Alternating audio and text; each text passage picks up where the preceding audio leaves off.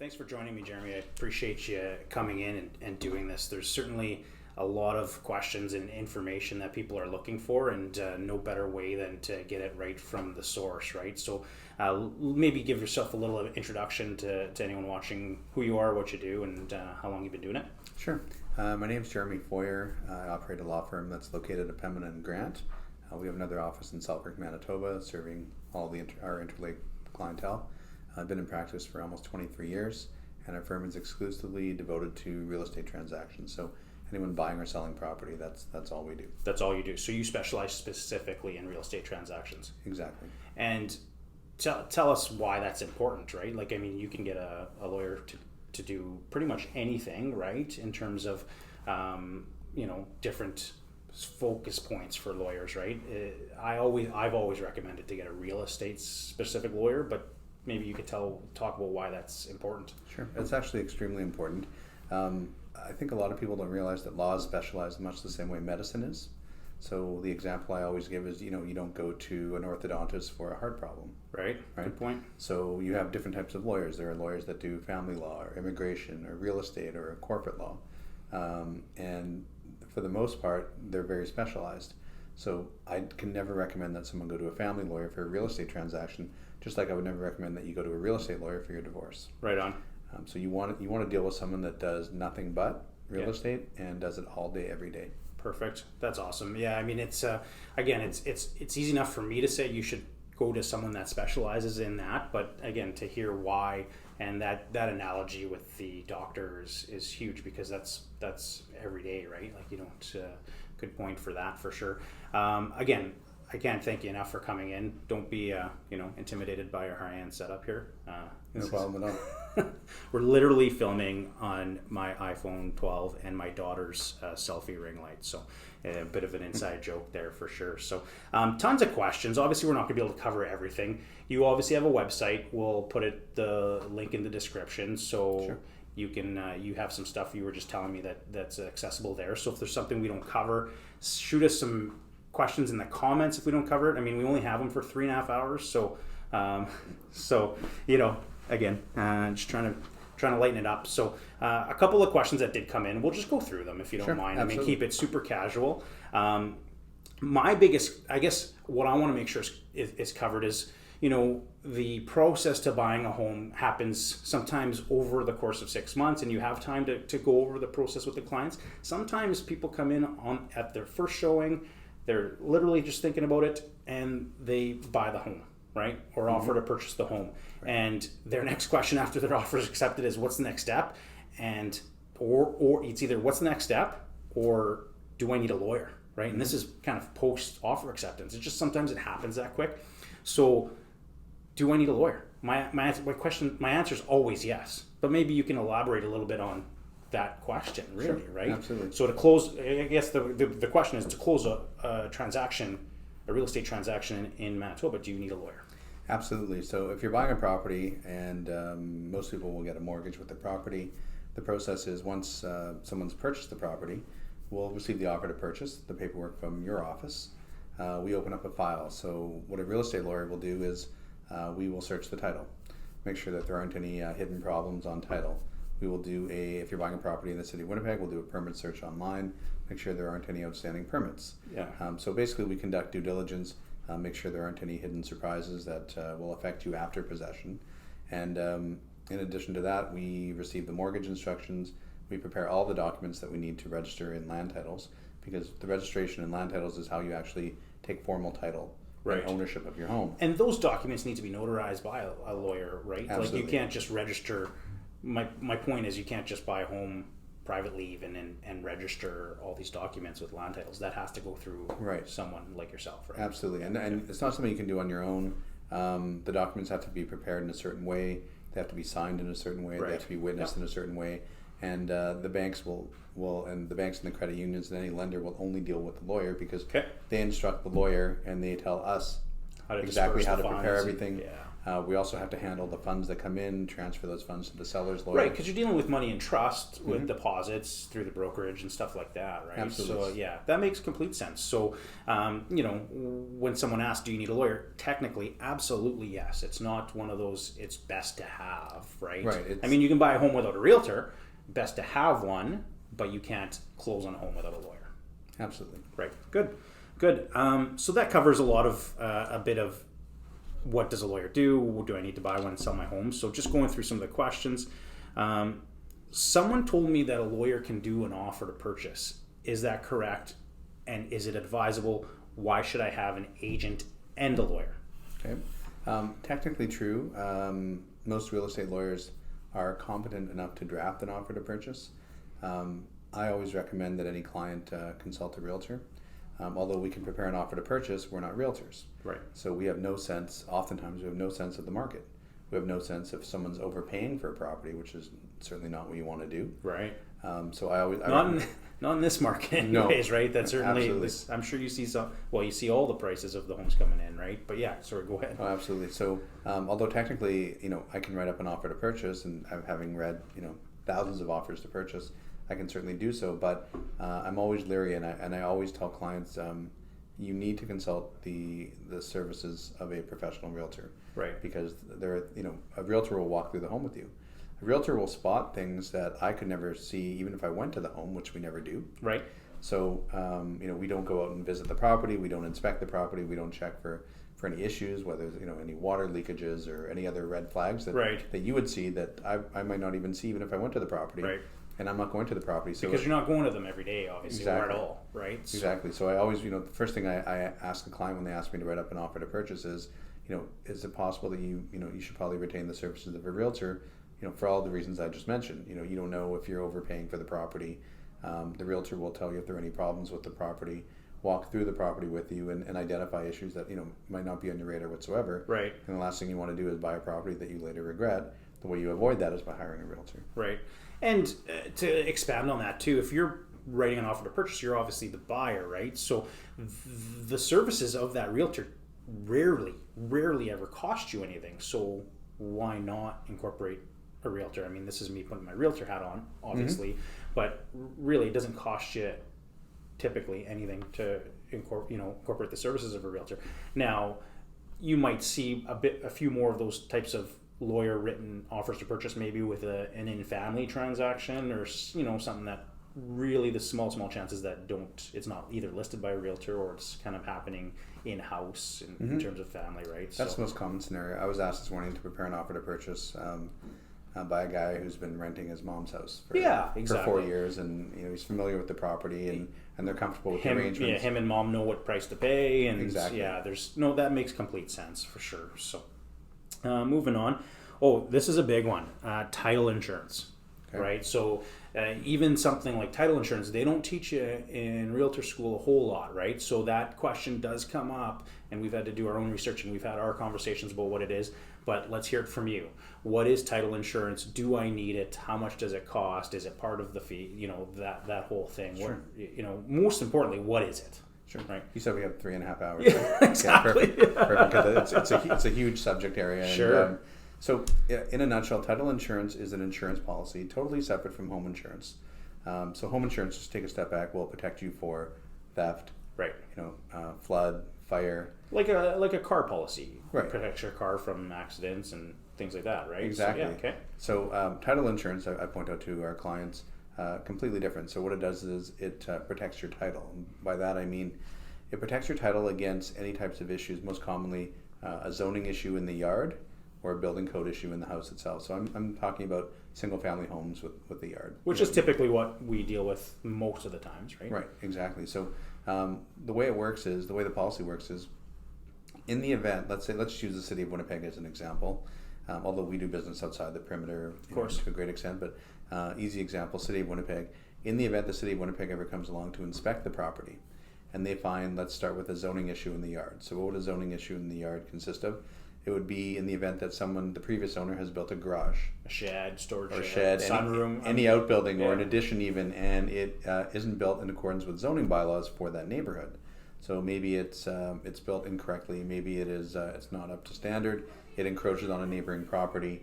Any of those issues could be red flags for the city of Winnipeg, and they issue a citation.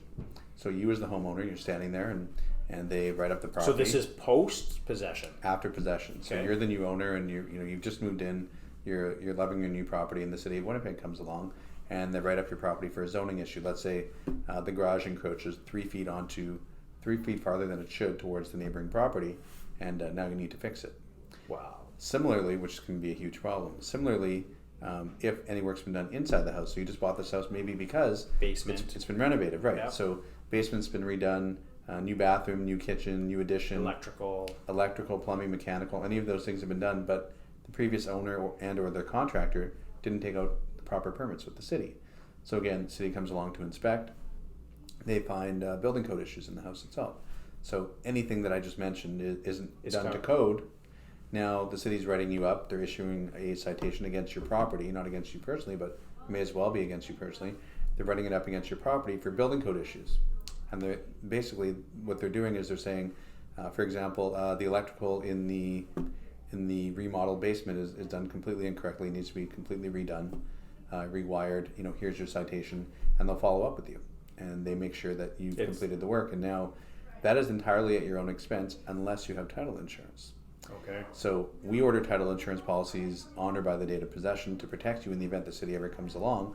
And if you ever receive a citation, either for zoning for a garage, for example, or for electrical work in the basement, as I mentioned, you're completely protected against the cost of fixing the problem. You simply take that citation, you send it to the title insurance company. The title insurance company will send out contractors. They fix the problems free of charge. There's no deductible if you make a claim, and you can make multiple claims. So if the city comes along and cites you for a garage, you make a claim with the title insurance company, they come out, they fix the problem, and then 6 months later, City of Winnipeg discovers a electrical issue in the basement, you can make another claim. So you're not... Right, you're not confined to the one claim. Right, it's not like you have one shot at it. Yeah. Like you can make multiple claims. Yeah. So you can see how important it is to have title insurance. Sure. It's basically, I describe it as bumper-to-bumper insurance on the property, good for as long as you own the property. It's a one-time expense. For work done or anything done prior to your possession. Exactly. Right? So you can't go finish your basement after you buy the place and then get cited. Right. And that's obviously not covered, right? Exactly. It's interesting to hear you talk about it, and I've always known, the basis of it, but when buyers and clients hear title insurance, they think it's an insurance against the title itself, right? Mm-hmm. But I mean, a lot of those infractions go on to the title, is essentially what you're saying, and that's why it's named that right? Yeah, exactly. Okay, good. All right, moving along. We might be done in 2.5 hours. So a lot of our offers come with, in other terms, the other term section, survey memorandum to be provided if available. Now, most of the times it's not available because unless you've done a fence or subdivided or any other reason, you typically don't have a survey done. Mm-hmm. Is it required? I mean, I know the answer, but maybe you can explain. Is it required in residential homes or just recommended to try and get? Elaborate on survey memorandums. Sure, absolutely. So, and you're absolutely right. So most offers will say survey certificate and zoning memorandum to be provided if available. The reason for the if available is most sellers, the vast majority don't have them anymore. And the reason that's what we're seeing. Right, exactly. The reason they don't have them anymore is because for a generation, I'll say 21 years now, a lot of people have been buying title insurance policies instead of getting survey and zoning. So now 20 years has gone by since title insurance came in, and most people have purchased title insurance policies instead of. And the reason for that is most lenders will say you either, as a buyer, will say to you, the purchaser, you either have to provide a survey certificate and a zoning memorandum, or if you don't have that, just provide us with a title insurance policy. And the title insurance policy is much less expensive. It's much cheaper. Right. Than survey and zoning. So most people, and it's better protection. So most people opt for title insurance in place of survey and zoning. Right on. So going back to title insurance real quick, it's the lenders that are typically requiring it. Obviously, it protects you even in a cash purchase, but it is typically the lenders that require it and request it, right? That's very true. So we always recommend it. Whether some lenders don't make it mandatory, Mm-hmm. more and more lenders are making title insurance mandatory. So they don't Because it protects them too, Exactly. really. Like if you don't have the means to rebuild a garage, you're probably not going to cover the mortgage, right? It's Like, going to cause stress. You have to make decisions on what you're going to pay and stress on obviously your financial situation, right? So, Yeah, and that's a good point. It protects the lender as well, and that's why more and more lenders are making it mandatory, because if you're protected against a $30,000 rewiring of the electrical in your house, then that also protects the lender, and I guess it helps with their security in terms of your mortgage, because if you're not under financial stress, then you're more likely to pay your mortgage. So, right. So more Good lenders point. are making it mandatory. That makes sense. Perfect. And by the way, just to add to that, if I'm dealing with a client whose lender doesn't make it mandatory, I explain, most lenders make it mandatory, your lender does not. But even though your lender does not, I would still Suggest. I would still strongly recommend that you get it anyway. And that goes back to, I guess, lack of a better way of saying it, covering your behinds, right? Like your due diligence, like making sure that you explain this is recommended, it's available, it's not required. But if you don't mention it, and then down the road the city hits someone with a wrongful garage or improper basement, I mean, they can't go back to yourself, the previous seller, like, because they've actually been explained that this is in place, right? So, and honestly, it comes back to just another reason why you want to use a real estate lawyer, someone that deals with real estate and sees those things, right? All right, and sees those things, and as opposed to, I mean, like I said, you can go to a different, let's say, a family lawyer, like someone who handles divorces, and they can probably figure it out. Well, and a lot of times real estate transactions are generated from divorces, right? So you've been dealing with a divorce lawyer, and Absolutely. sometimes they will take care of your real estate transaction, or can you take care of our real estate transaction, right? And, Absolutely, yeah, and most lawyers could probably figure it out, but you don't want to entrust possibly your largest financial transaction of your life to someone who can probably figure it out. Right. Well, and one thing you don't. A key point is you don't want to pay someone to try and figure it out, because time is in this industry, or your industry, and most time is money, right? So if someone's trying to figure it out, you're probably paying for that, right? So, right, exactly. Coming back to the medical analogy, you don't want to go for, minor day surgery to a surgeon who could probably figure it out, right? Yeah. Right, as opposed to someone who does it all day, every day, and Absolutely. they're an expert in that particular area. Yeah, right? for sure.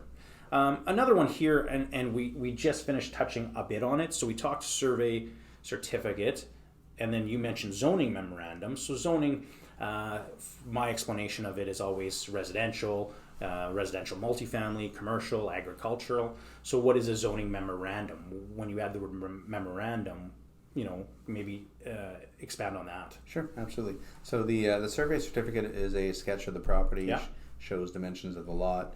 Where the home is on the lot, right? Exactly. Is what I usually make sure that they Absolutely, know. yeah. So like where the house is, in the case of a single family home, where the house is located on the property, any outbuildings, so garage, sheds, those will show up in a survey. The survey certificate is then sent to the city or RM, as the case might be. The RM or the city examines the survey.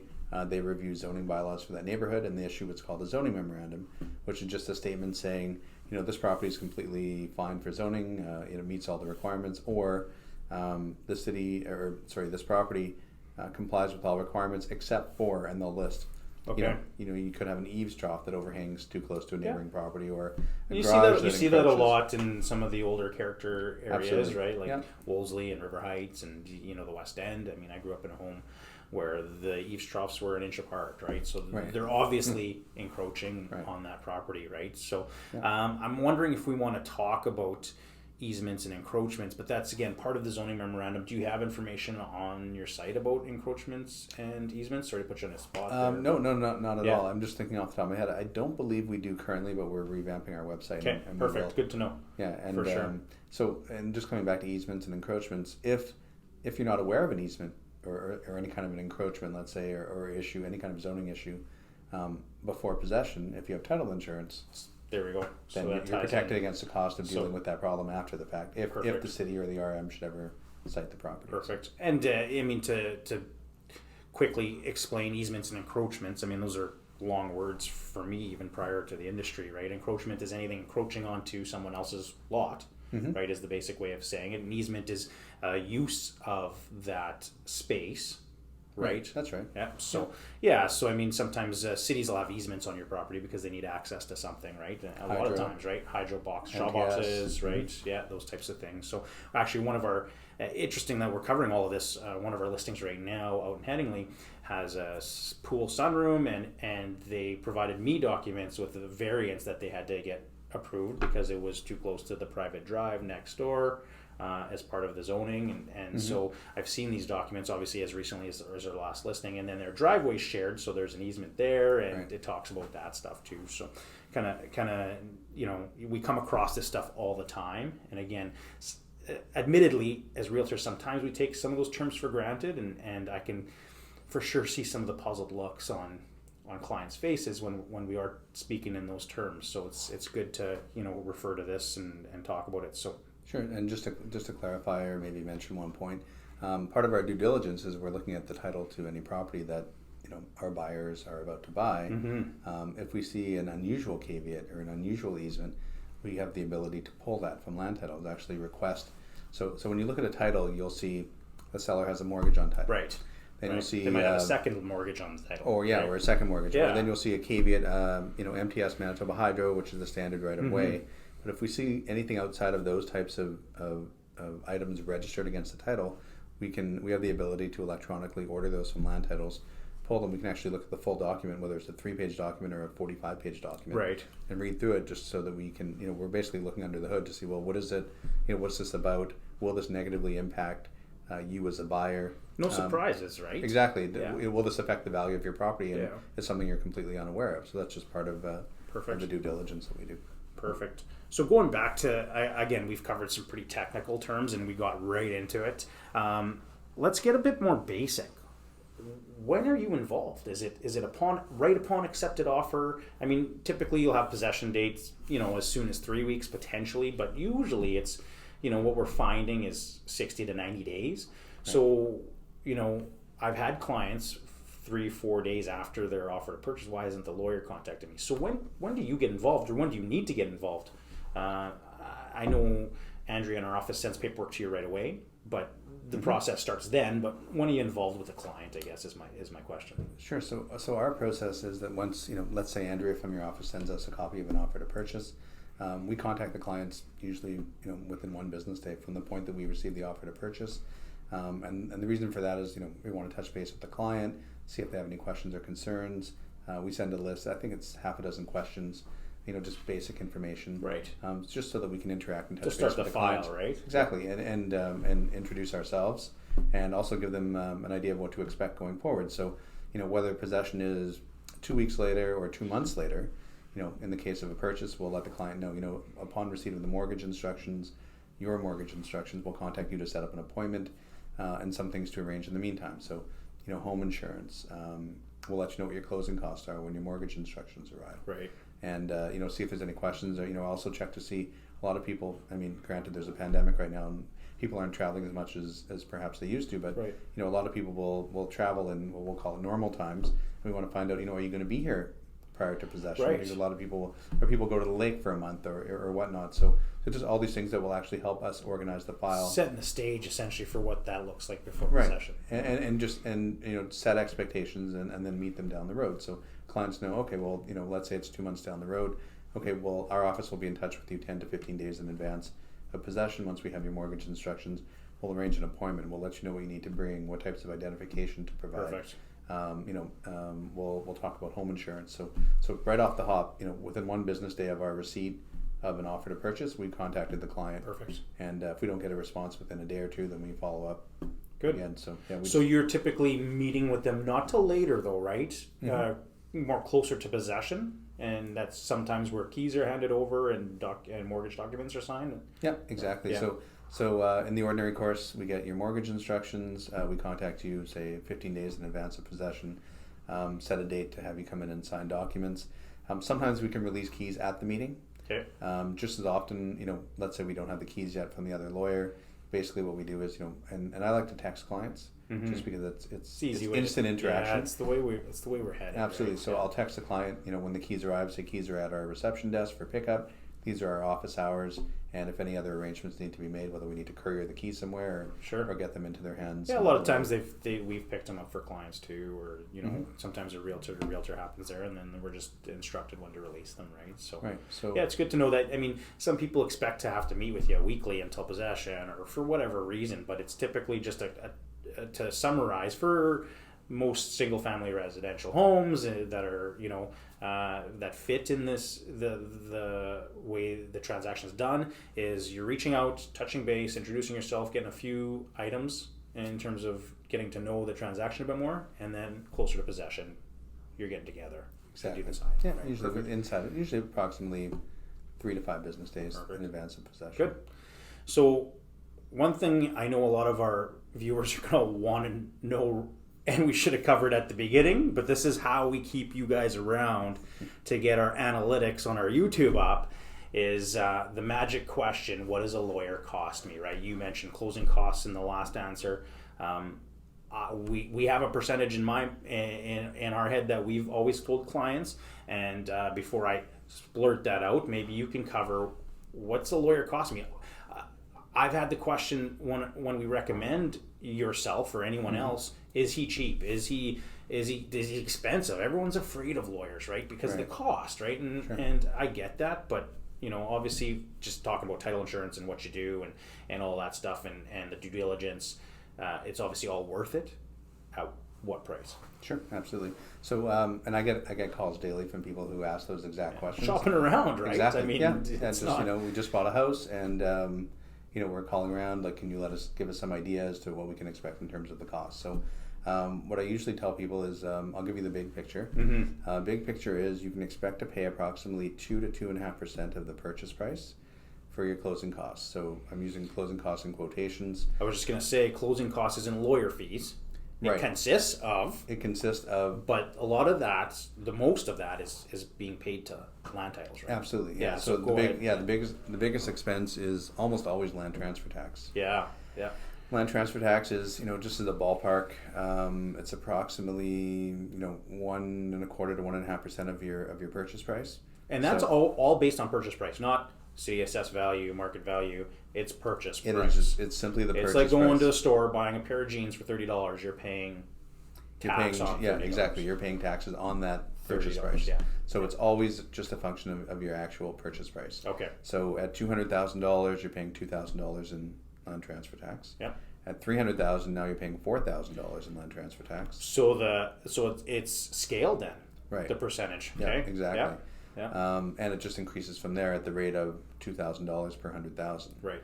So let's take. I'll try to do the math in my head, but easy numbers. Easy numbers. Let's say we're dealing with a $300,000 purchase. Yeah. You can probably expect to pay somewhere in the neighborhood of approximately $7,000 for your closing costs. Okay. Now, land transfer tax will form the vast majority of that. You've got title insurance cost, registration costs as well. So land titles will charge the land transfer tax. They'll also charge to register a transfer and a mortgage. Yeah. So that's over and above. And if you have 2 mortgages, let's say you're in a first-time home buyer program, the cost increase. Title insurance is approximately, in the city of Winnipeg, approximately $650. So all these items get added into the closing costs. It's actually a 2-page breakdown. You're right. I could almost like a financial statement. Exactly. Right? Yeah. And every transaction is different. We tell our clients this all the time. It's you're not going to the store and buying the same pair of jeans that someone else can buy. Every home is different. The location, the property tax that have been paid on it already. Some people are on tips programs, so some people pay their tax all up front. So you're going to have that prorated amount in there, right? And Absolutely. amount owing. So that's going to be in there too. Mm-hmm. There's going to be, and again, I might be over talking here, but there's going to be some differences in utilities too, right? That property tax adjustments. There you go. So that's I'm glad you pointed that out. That can have a major impact on what your actual closing costs are. Right. Because how the property taxes are, and again, I could talk for an hour about property tax adjustments, but only 2 hours left. So. Okay, perfect. So how property it's determined based on what part of the year, what point in the year you're actually buying the property, and when taxes are due. Whether it's in the city of Winnipeg or all the different RMs have different due dates for property taxes.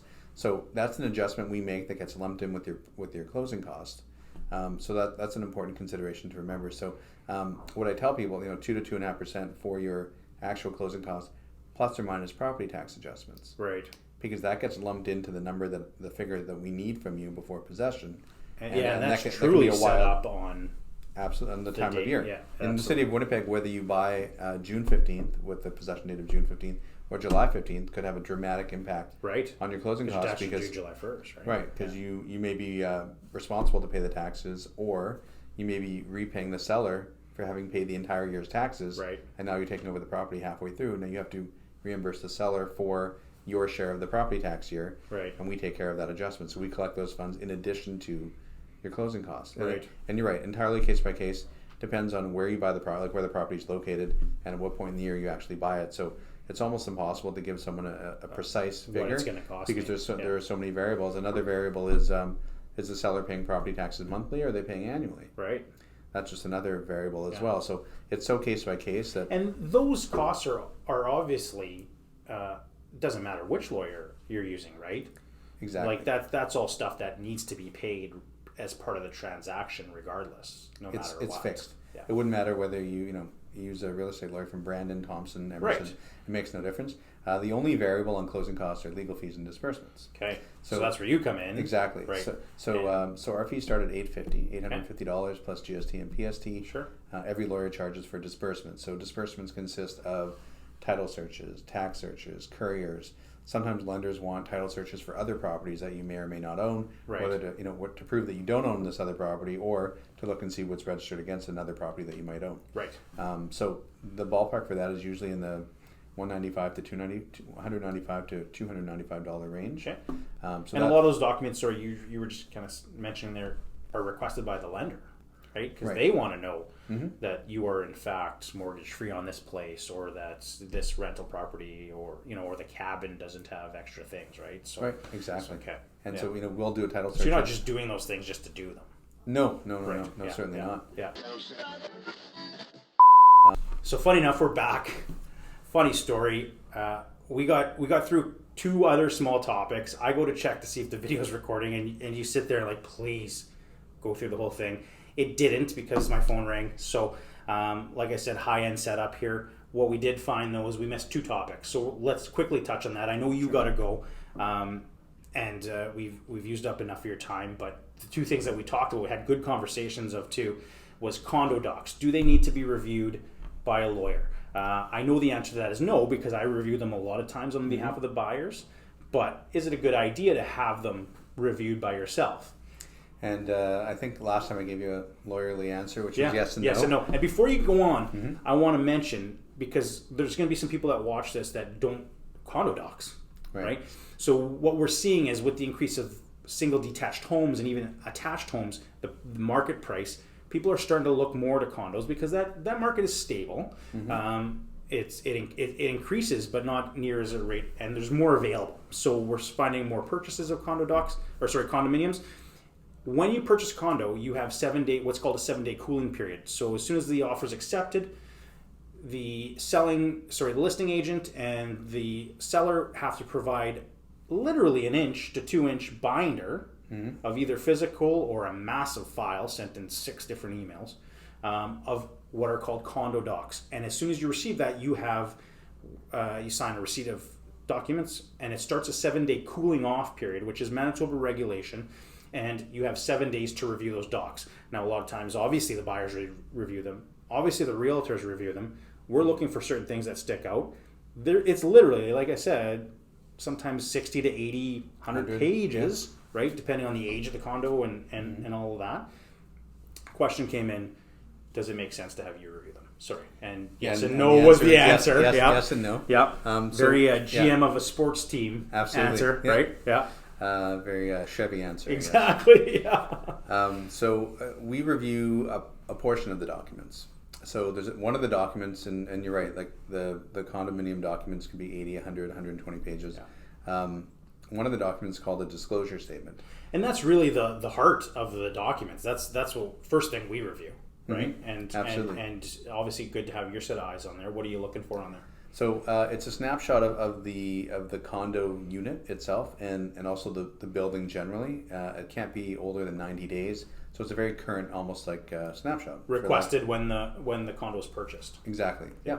I've actually heard in other provinces a better name for it. I know in Ontario they call it a status certificate, right? That to me feels like a better name than a disclosure, but because it's a status of the current financial situation of that condo, legal situation, right? And you talked the last time we didn't record this.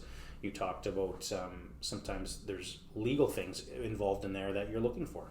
Right, absolutely. So in a disclosure certificate, we'll look to see what a buyer's responsibilities are with regard to utilities.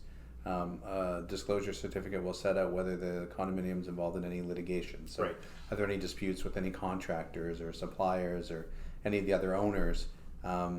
Is it are there any special assessments being planned? So a special assessment is where the condo board has gotten together and they've realized we need to replace the roof. We can't use the money in our reserve fund, which is where your condominium, your monthly fees go. A portion of those go your condo fee. A good portion of that goes to the reserve fund to prepare for maintenance, to pay for maintenance and insurance, and sometimes prepare if it's set up right for big renovations. But if it's not, then there'll be a special assessment, right? Exactly. Yeah. So that's a red flag to us. It's something we want to let our buyers know about. It's something that might, for sure. It's a little overwhelming to get 100 pages of legal documents, and if you've never seen them before, you don't know what to look for or even where to look. But that's the one thing that we look at. And now we encourage, and if there are any of those issues that come up, usually they don't. But if anything's listed in that disclosure statement, we notify our client. That's the document that we will review upon request. Perfect. The rest of the documents, we always encourage buyers to read them because they'll deal with bylaws and declarations of the condo. Pets, no pets, smoking, whatever. Exactly. Common rentals. areas. Like, are you planning on renting the unit? Are you planning to live there? Some bylaws say you can't rent them, right? Exactly. So you got to know that stuff for sure. Right, and we can't. And we're not the buyer, so no one will know the buyer's future plans and the buyer. Right. So and if they have future plans and share them, those plans change, right? Right. Exactly. So things like that. And at the end of the day, we want the buyer to go in, eyes wide open. They know exactly what to expect. For sure. And if I read 100 pages of condo documents, there's no way any buyer will be better off than if they read the documents. And the documents, for the most part, are fairly straightforward. Yep. Items like you mentioned, like pets and smoking and rentals and that type of thing. So it'll set out whether you can rent out your unit to another person and what's involved in that. So those are all things that a buyer should familiarize themselves with. But the disclosure statement is the one important document that we'll review again upon request and give the buyer our opinion as to whether everything whether the coast is clear, so to speak, or whether there are any red flags that they need to be aware of, so they're fully informed when they make the purchase. Perfect. So I'm going to try and act not as surprised when you talk about this because I did learn something. Sure. And I'll ask you a phrase it the same way. We've covered a lot. Again, I appreciate you doing this. We have to do this again. There's no question. What's the one thing out of the hundreds and thousands of things we can talk about? What's the one thing that maybe a lot of buyers don't know about? A lot of realtors aren't telling their buyers, right? Or sellers, right? When it comes to the legal part of what you do. Sure. One thing I'm noticing more and more as prices are rising is it seems more and more common for a parent to be involved absolutely in a transaction. So let's take a mother, a guy wants to buy a property and he needs his mother to sign on to the mortgage. Yes, for sure. So that he qualifies. So that's happening more and more. And God bless parents that do that. I mean, this market again, if you're not selling anything, can be pressing and difficult to try and get into. So anytime you can get some help doing that, like, geez, thank you really for helping family out. So we are seeing that a ton, quite a bit, and it makes all the difference between you buying a property or not buying absolutely a property. or $150,000 and $300,000. Like it really does make a difference to have that financial experience and backing to help sign off on you. But go ahead. Right, and there are some pitfalls along the way that everyone should be aware of. So when I meet with clients, in that scenario where it's parents and a son, for example, or mother son, I'll sit down with the clients, and one of the things I'll ask them before they leave, and I'll make notes of this as well. But is the intention down the road that if we're dealing with mother son, that the son is going to carry the property on his own, let's say within a year or two, maybe he just started a new job and needs more of a track record before the lender will approve him separately just on his own to be on the mortgage. And 99 times out of 100, the answer is yes. Oftentimes parents will say, well, yeah, I'd like to remove my name from title at the earliest opportunity. It's not a never, we call it a never plan, never come off, never, right? Absolutely. Well, I imagine the intention for all of this is just to get them started. Exactly. Just get them in the door. Yeah, because once you own a property, it's a lot easier to buy the next one, right? Exactly. It's just you need to build that up, right? Build up your credit with the mortgage and so on. Yeah. So 99 times out of 100, the answer is yes. I want to come off title within a year or two as soon as my son qualifies. And going back to title, speaking to the mortgage brokers that we work with a lot, very rarely are you able to co-sign without going on title. That's exactly true. Like we're not mortgage brokers, but my understanding is if you're signing documents, you're going on title. If you're a borrower on the mortgage, you're also going on title to the property. That's what I mean. Because land titles will not accept one or the other. You can't go on title if you're not going on the mortgage, and you can't go on the mortgage if you're not going on title. Right. So they have to be consistent. Yeah. So if you've agreed to help your son, your daughter buy a property, and you've agreed to help them by going on the mortgage, you're also going on title. Yeah. Right. Yeah. And so when I find out that the intention is for the parent to come off title within a year or two, my next question is, I don't know if it's a question or a statement, you might want to consider being registered on title. And so we can register percentages on title. You can be 50-50, you can be 60-40, you can be 99% and 1%. So percentages can change. Exactly. So I percentages, knew that. Yeah, percentages are. They're entirely at your discretion. Yeah. But if you're a parent who plans to come off title in the near future, even the distant future, you want to be a 1% owner for several reasons. There's always land transfer tax when you transfer an interest in a property to another Anytime person. land titles gets involved, right, to switch anything, there's a tax. Unless it's a transfer between spouses. Right. That's the only exception. Right. There's some other minor exceptions. Yep. But 99.9% parent, of the time. Parent dependent, right? Mother Land son. transfer tax. They're land transfer. Land transfer every time. Yeah. So brother right? Land transfer tax. Yeah. Exactly. Yeah. Friend to friend, land transfer tax. Yeah, for sure. So when we go to remove the mother from title, that 1% will attract land transfer tax based on the percentage ownership of the mother. So if the mother owns 1% of a property, land transfer tax might be $60, $80. Right, and that's huge because if you, and again using easy numbers, if you help purchase a property for $300, and we joked about this the last time we thought we were recording, and it jumps to $550, 10 years or 18 months in this market, right? Land transfer tax is always on current purchase or current market value. Exactly. It's not on, what you paid for it 8 years ago. Right. Right? Like we all talk about what we paid for our homes 8 years ago and what they're worth now. Mm-hmm. Taxes on what it's worth now. Exactly. Right? Now, that brings up a good question from my end. If you're selling, because what you're doing with land transfer tax or land transfers is you're selling typically the property whether you get money for it or not. Mm-hmm. There's a value attached to that. Mm-hmm. Now if you're removing yourself on title, that's considered a sale, and if you don't live there as the mother, is that capital gains? Absolutely. So it is. That's the second danger. So and that's another reason why we'll 50% capital gains versus 1%. Exactly. Right. So now your gain is limited to 1% instead of 50%. You could be talking about tens of thousands of dollars. Absolutely. As a 50% co-own, as a parent who co-owns a property with their kid. Capital gains is income. Absolutely. It's investment income. Yeah, and it applies to the disposition, and it doesn't need to be a formal sale. So Canada Revenue Agency, the Income Tax Act says the disposition of a property. So it doesn't say the sale of a property. So disposition is you sign your name on a transfer of land, you've disposed of your interest. So all you're doing, you go into this just trying to help out your son or daughter. You sign on as an owner. Fast forward a couple of years, you want to transfer off. Now you've got land transfer tax. And then the question is, how was it set up at the outset? Right. Was it set up that you'd pay, $60, $80, $100 in land transfer tax? Or was it set up in such a way that you'll pay thousands in land transfer tax? And then you get the capital gains issue. Have prices skyrocketed since you signed on? Yeah. And the answer is yes. Now you've got, maybe tens of thousands of dollars in capital gains tax to pay to CRA. All going back to the fact that you're just trying to help your son or daughter buy a property. It all sounds so innocent, but it's got to be set up properly by someone who knows what they're doing. Absolutely. So. No, that's awesome. That's good stuff. And again, we can go on and on and on, and we joked about the 2.5 hours. I know you're busy. thanks again for doing this. We have to do this again. We're going to put your website in the link in the description. Subscribe for more videos. I don't need to say that as too much, but please, we're going to do a lot more of this stuff. We want to bring information to potential clients, current clients, past clients. We want to give you as much information as possible. I've learned a few things. This is great. Again, thanks again. We're going to have to do this again. Anytime. Thanks for having me, Mike. Thank you. Hey everyone, thanks again for listening and watching the video. I appreciate it.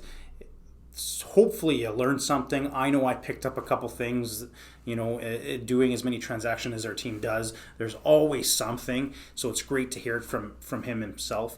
He had to run. He had some client meetings, and it was a little frazzled there because we recorded the last two topics twice, simply because some phone issues. Like I said, high-end video setup here. Again, follow, like, subscribe. Hopefully we're getting more content out as time permits. We hope you enjoy it. One of the things we didn't get to record the second time that made the final cut was where to find him. We'll link his website in the description, of course. He has an office South Pembina, so all South Winnipeg covered. He has an office on Main Street in Selkirk, so all of North Winnipeg essentially covered, and the Interlake. Definitely worth the drive if he's not close to you. And certainly lots of clients that we've sent to him have been satisfied, and at the end of the day, you want to get the transaction done. You're excited about your home. You got to make sure that everything falls into place, and that's how you get it done. So again, thanks. We'll talk to you soon.